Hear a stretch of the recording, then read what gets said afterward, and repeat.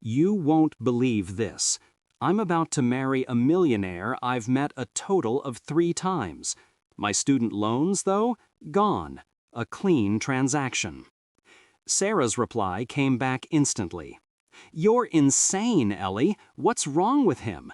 This has B-list horror movie written all over it. I sent back a laughing emoji, tossing my phone onto the passenger seat. For a pragmatist like me, buried under a mountain of debt that felt like a physical weight on my chest, this wasn't a horror movie. It was the most logical escape route I could find. The car turned off the main road and onto a private drive that was less a driveway and more a tunnel carved through a forest. The trees were old, their branches interlocking overhead, blotting out the afternoon sun. A familiar tightness squeezed my lungs. I hated dense woods. I hated that feeling of being watched by 1,000 unseen things.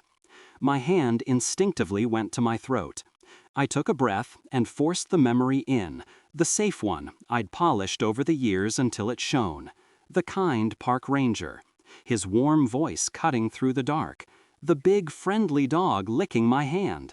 He led me out. It was fine. I was fine. The trees finally gave way, revealing Vance Manor. It wasn't just big, it was a stone behemoth, gray and imposing, with so many windows they looked like 100 vacant eyes. It didn't look like a home, it looked like a place things came to die. Julian Vance was waiting on the steps. He was exactly as I remembered, unfairly handsome in that old money way, with a sharp jawline and hair that fell perfectly without trying. But his eyes, they were tired, deeply tired, and shadowed with an anxiety that seemed to vibrate just under his skin. He didn't look like a freak, he just looked like a man carrying a secret that weighed more than his entire fortune. "Eleanor," he said, his voice smooth but lacking warmth. "Ellie is fine," I replied, forcing a smile. He nodded but didn't return the smile. An older woman in a severe black dress stepped out from behind him. Her face was a road map of wrinkles, and her expression was as unforgiving as the stone facade of the house. This had to be the housekeeper, Mrs. Gable. "Mrs. Gable will show you to your room and explain the household arrangements," Julian said, already taking a step back, eager to retreat. "This way, miss," Mrs. Gable said. Her voice was flat, without a single ripple of emotion. I followed her through a grand foyer where our footsteps echoed like gunshots. The air inside was still and cold, smelling faintly of lemon polish and old paper. She led me up a sweeping staircase and down a long hall to a bedroom that was larger than my entire apartment. "Your belongings have been unpacked," she stated, not asked. She stood stiffly by the door as I looked around. Then she began the briefing. Her tone never changed, like she was reading a grocery list. "There are 3 rules in this house. You will adhere to them." I turned, raising an eyebrow. "Here we go." "First," she said, her eyes fixed on a point just over my shoulder, "you are never to enter the West Wing. The door is locked for a reason." "Okay, typical eccentric millionaire stuff. Got it." "Second," Julian stepped into the doorway then, holding a small velvet box. He opened it. Inside, nestled on the faded lining, was a silver locket on a chain. It was simple, unadorned, and looked ancient. He handed it to me. The metal was surprisingly heavy and cold as ice against my palm. A shiver I couldn't explain traced its way up my arm. "It's lovely," I lied. It felt less like a gift and more like a tag. Mrs. Gable's gaze sharpened. "And third," she continued, her voice dropping a fraction of a decibel, "you will not step outside the manor grounds after the sun has set, under any circumstances. Is that understood?" I stared from her rigid face to Julian's wary one.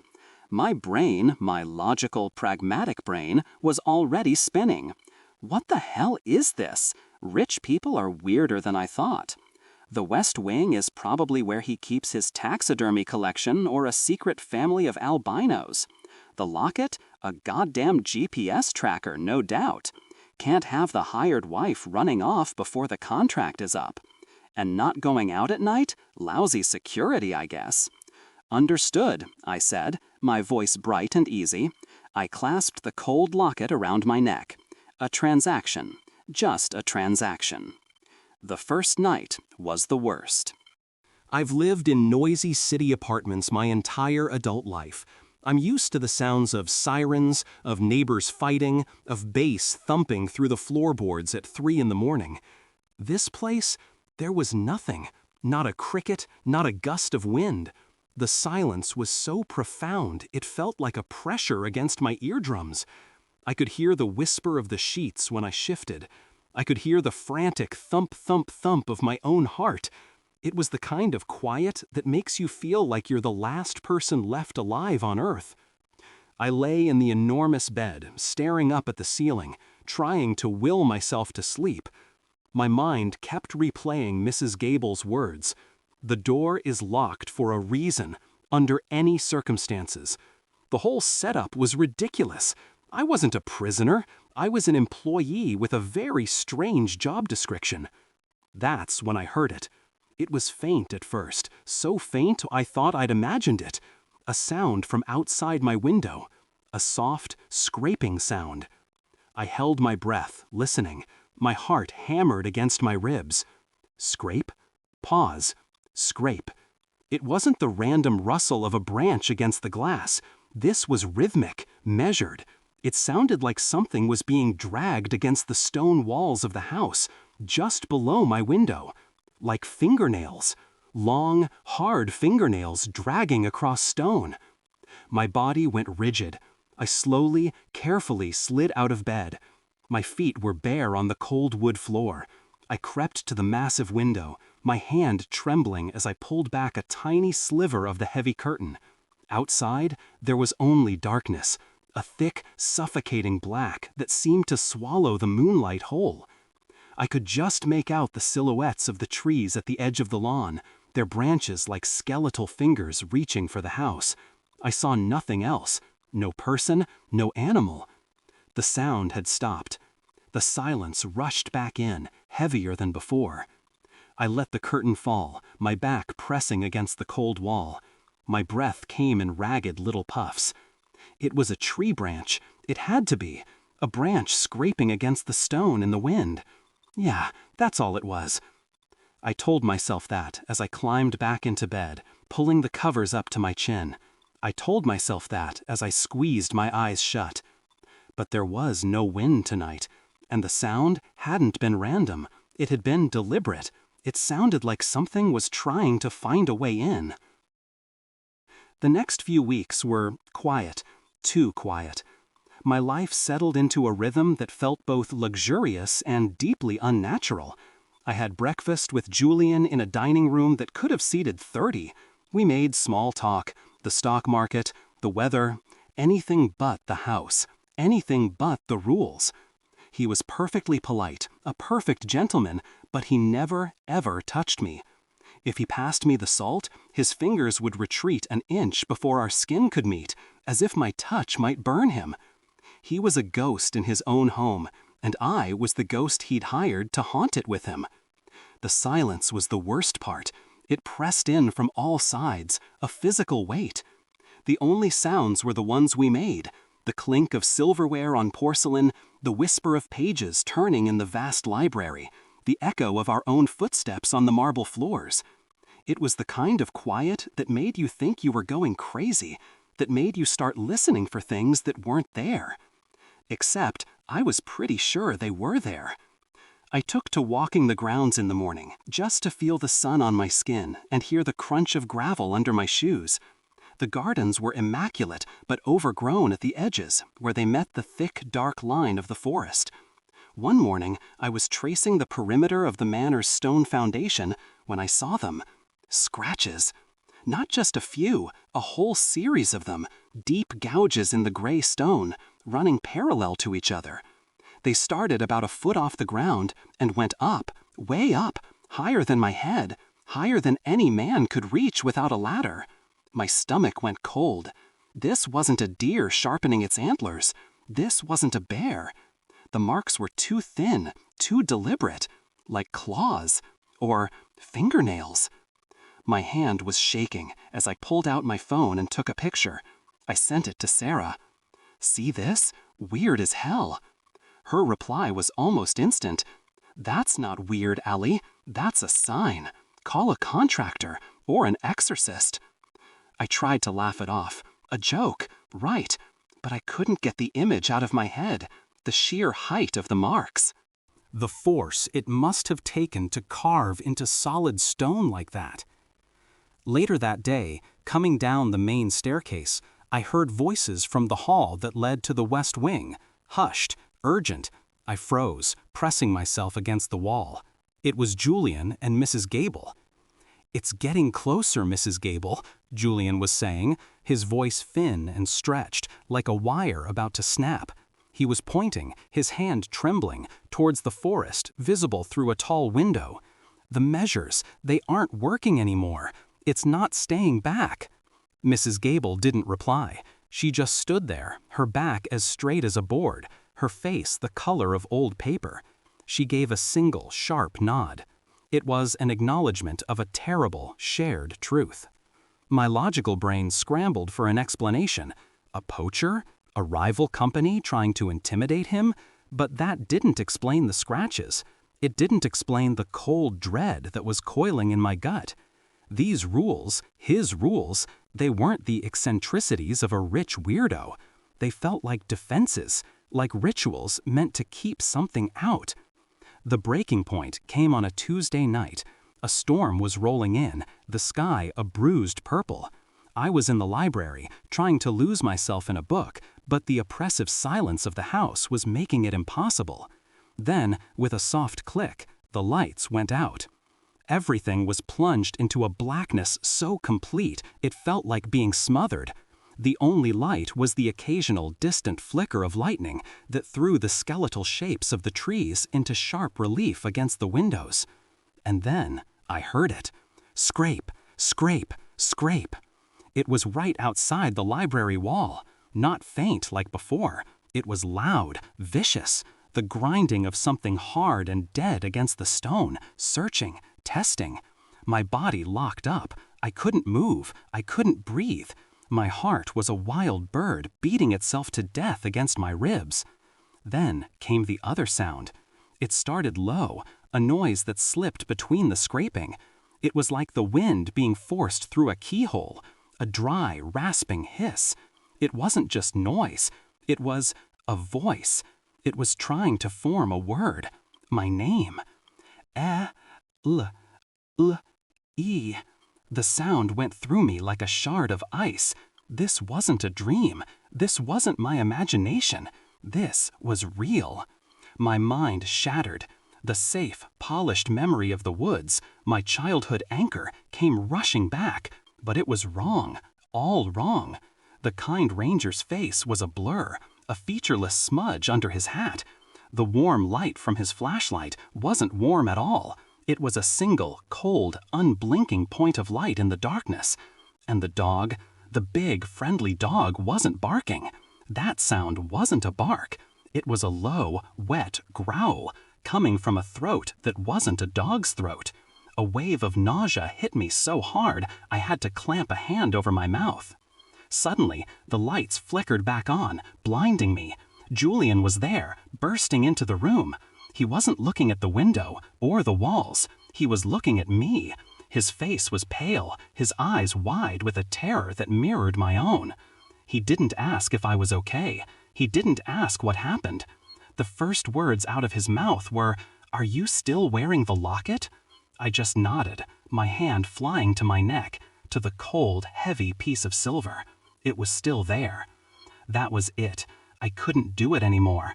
This wasn't a transaction. This was a nightmare I was being paid to live in. "I need to go home," I said, my voice coming out as a ragged whisper. "Just for a few days. I need to see my family." "No," Julian said instantly, taking a step toward me. "You can't. It's not safe." "Safe?" I nearly screamed the word. "Nothing about this place is safe." "What was that, Julian? What the hell is outside this house?" He just stared at me, his jaw working, but no words came out. The truth was a thing so monstrous he couldn't even speak its name. Seeing the raw panic in my eyes, the look of a trapped animal, something in him broke. The fight went out of his shoulders. "Fine," he said, his voice barely audible, laced with defeat. He looked at me, his expression desperate, pleading. "But for God's sake, Ellie, whatever you do, don't take off the locket." The drive away from the Vance estate felt like escaping a vacuum. With every mile, the air in my lungs seemed to get richer, the sunlight brighter. The gray, brooding sky that always seemed to hang over Julian's property gave way to a brilliant, stupidly cheerful blue. It was as if I'd been living underwater and had just broken the surface, gasping. By the time I was pulling onto the familiar, cracked pavement of my childhood street, the whole thing, the scratches, the scraping, the hissing voice, felt like a fever dream, a really, really bad one. My parents' house smelled like lemon cleaner and freshly brewed coffee. It was aggressively normal. It was perfect. I dropped my bag in my old room with its faded band posters and dusty yearbooks and fell onto the bed. My body just gave out. I pulled out my phone, a dozen texts from Sarah. "You alive? Did you escape the haunted mansion? Seriously, Ellie, text me." I typed back, my thumbs feeling clumsy. "I'm home. Everything's fine. I was just being an idiot." Her reply was instant. "You are many things. An idiot is not one of them. What happened?" "Nothing, just stress. Rich people are weird. The house is huge and empty. It was getting to me." It was a lie, but it was the lie I needed to believe right now. Here, with the sound of a lawnmower buzzing somewhere down the street and my mom humming in the kitchen, the terror from last night felt ridiculous, illogical, my specialty. The next morning I went for a walk, just to feel the solid ground under my feet. The sun was warm, the air smelled like cut grass, not damp stone and old secrets. Kids were riding their bikes, their laughter echoing in the quiet street. This was real. The mansion was the illusion. It had to be. I saw him up ahead, Mr. Henderson. He was a fixture of the neighborhood, a man who seemed to be made of wrinkles and kindness, always tending to his award-winning roses. He was out there now, watering can in hand, humming off-key to a song only he could hear. "Eleanor, is that really you?" he called out, his face breaking into a wide, crinkled smile. "Look at you, a sight for sore eyes." I couldn't help but smile back. "Hi, Mr. Henderson, just visiting for a few days." We fell into easy small talk. His arthritis, my new job in the city, the god-awful new condos they were building over by the old creek. It was so blessedly, wonderfully boring. I felt the last of the tension leave my shoulders. I was safe here. I was sane. Trying to keep the conversation going, my eyes drifted towards the dark line of trees at the end of the cul-de-sac. The woods. My woods. An old, familiar story bubbled up, an easy anecdote to share. "You know," I said, laughing a little, "I was just thinking about it the other day. I'll always be grateful for this place. If that kind ranger hadn't found me in those woods back when I was a kid, who knows where I'd be?" Mr. Henderson stopped humming. The stream of water from his can faltered, then stopped completely. He set it down on the grass with a soft thud. He looked at me, his head tilted, a deep line forming between his eyebrows. It wasn't a look of shared memory. It was confusion. Pure, simple confusion. He wiped his hands on his trousers, a slow, deliberate motion. His voice, when he spoke, was flat, a statement of fact. "Ranger?" he said, his brow still furrowed. "That's odd. Never been a ranger station for those woods, not in my lifetime anyway." He paused, his gaze turning towards the trees. "Besides, after that Miller boy went missing that year, nobody dared go in there. They only ever found his dog, you know, running out of the woods, all alone." Silence. The sound of the kids laughing down the street vanished.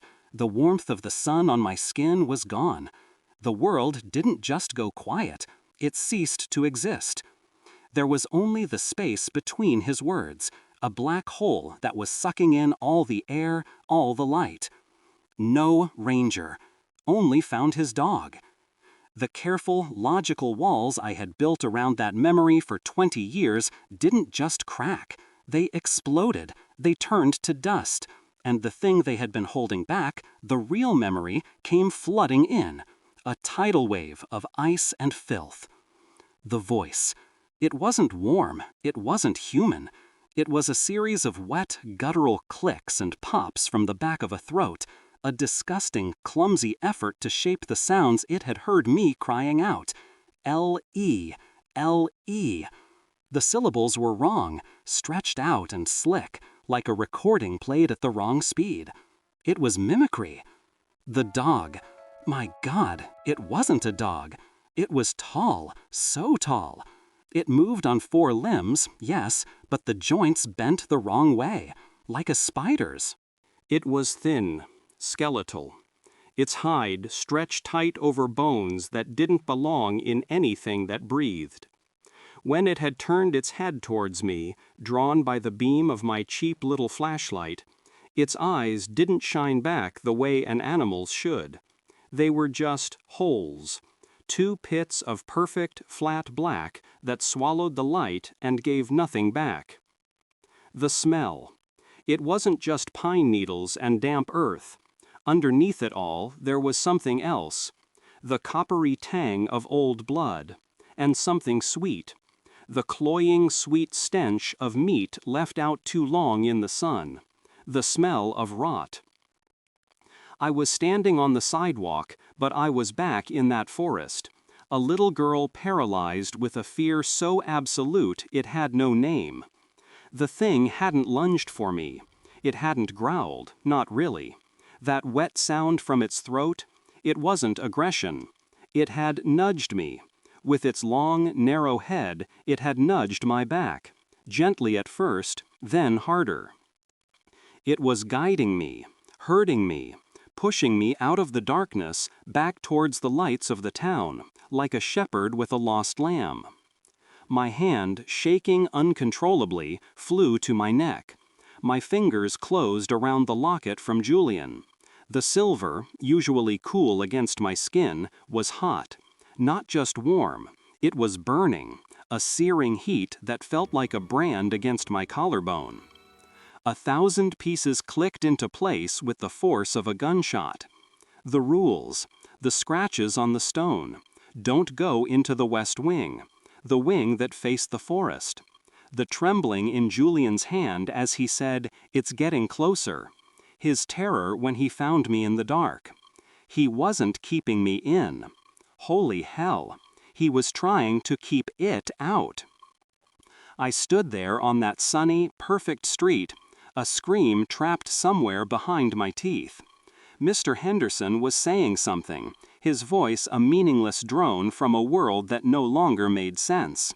The memory was whole now, sharp and hideous. A monster had found me in the woods. A monster had saved me. And now, it seemed, it wanted me back.